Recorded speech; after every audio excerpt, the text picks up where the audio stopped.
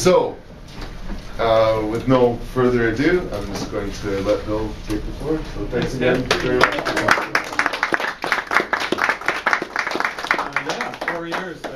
We've been coming up. I think this is the third time I've done it with 4. It feels like 4. So, maybe I got you up here the first year. It's a blur to me. I think it is 4. Yeah. Maybe it is. I've tried to get guest speakers every year. So yeah. Yay. And yeah. Thanks to Ted and Gail for getting all this organized. It's an important message to be put out there, and I know that Team 420's on a roll. What I've been asked to come up and talk about are other products that are considered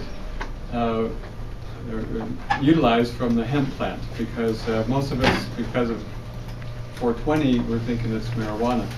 And but hemp is divided into a couple of species, and one of them is well utilized for other things besides smoking.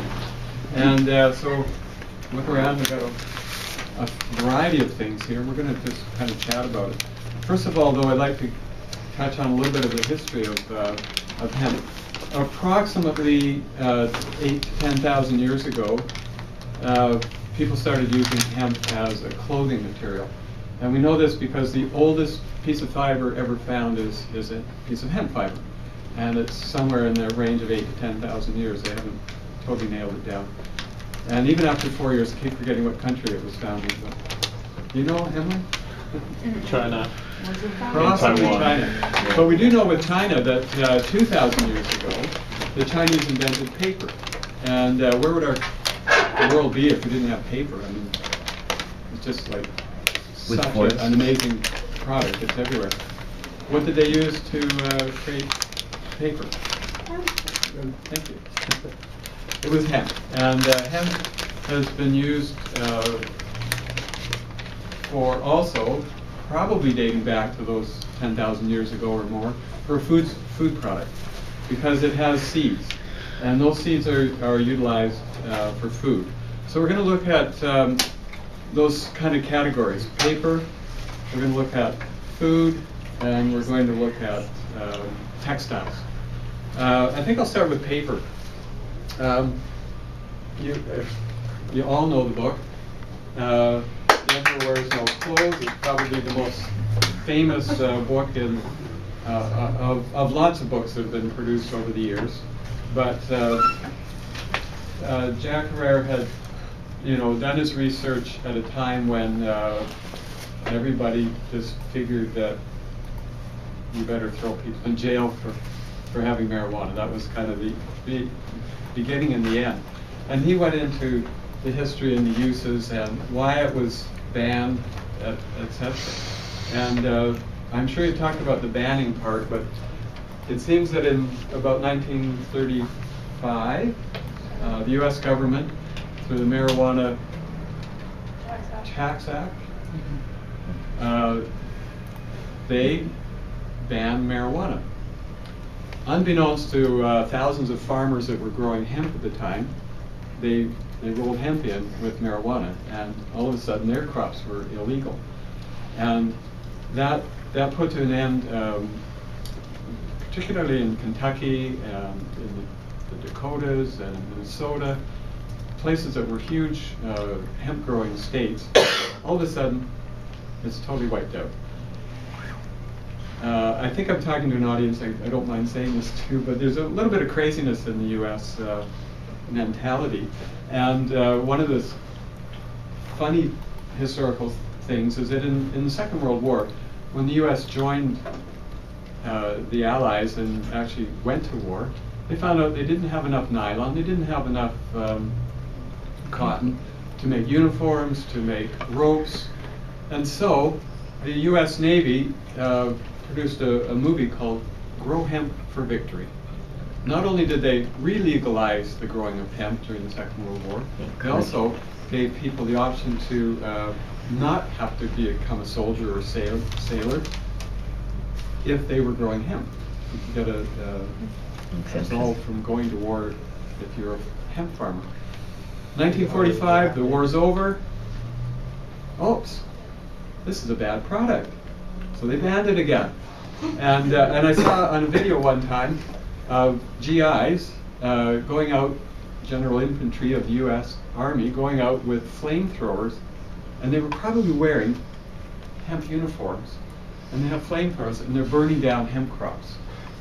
All of a sudden, this Grow Hemp for Victory has become, oh, this is bad stuff, we've got to get rid of it.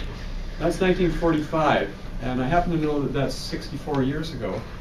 And to this day in the U.S., aside from possibly in Oregon, it's still a banned crop. And a guy like me goes, why? Why are they banning this crop that can do so much? And so here I am. 10 years ago, my son started a store called Hemp and Company, and I thought, oh, that's kind of cool. I didn't really even know much about it. He told me a lot of things. I jumped in the business, and now we have 4 stores, I think, something like that. 1 in Nelson and 3 here in Victoria, which adds up to 5, right? I just seem to listen. Anyway, it's been a great learning experience for me to find out what hemp is, how many products that there are. So I told you we're going to talk about it in categories. Paper. Is your book on hemp paper? Look at that. 100% on the outside, 60-40 flax on the inside. On the inside. It's does away with a lot of the chemical processing that's used to turn a tree into paper. So, I mean, just on an environmental basis, right there, we would be saving a lot of biological lives by using hemp as a paper source. And it can be grown. It doesn't have to be a tree that you cut down. Yeah. Would you say it's more cost effective to like sort of produce hemp paper versus like wood paper? Probably in the initial run, probably the answer is no. But I suspect that after 4 to 10 years, it definitely would be. They say that you can get on 1 acre of land, or let's say a hectare, you can get 4 times the amount of paper after 10 years than you can from logging that same amount of land. Because initially, you're going to cut down all those trees and you're going to get a shitload of paper. But it's going to be 60 years before you get another crop from that land with this tree. Hemp can be grown every year. More than 60 so years. that, over a 10-year period of time, you're going to get 10 crops out of that same field, so you're going to get way more paper. But economists, of course, are going to look at it and go, oh, no, there's not enough. And one of the other issues is, I've heard lots of people say, oh, why don't we plant hemp on the clear cuts and then we can have the paper. Well, if you're from BC and you grow up in the mountains, it's not the ideal place to go farming. And really where you want to farm is out in the prairies. You can have a massive farm there, and then you can just go along with your tractor and cut it down and take it to the mill. The disconnect that we have is that most of the pulp mills are in BC. We don't have too many of them in Saskatchewan, Alberta, Manitoba, where the farmers are. So we really need to locate a pulp mill from here into Saskatchewan, and then we can do the paper. I suspect it'll all come, and I hope it'll come in my lifetime. Question? Is it unfeasible to train it out here like you do the grain? Or just stick it on trains and bring it up to people?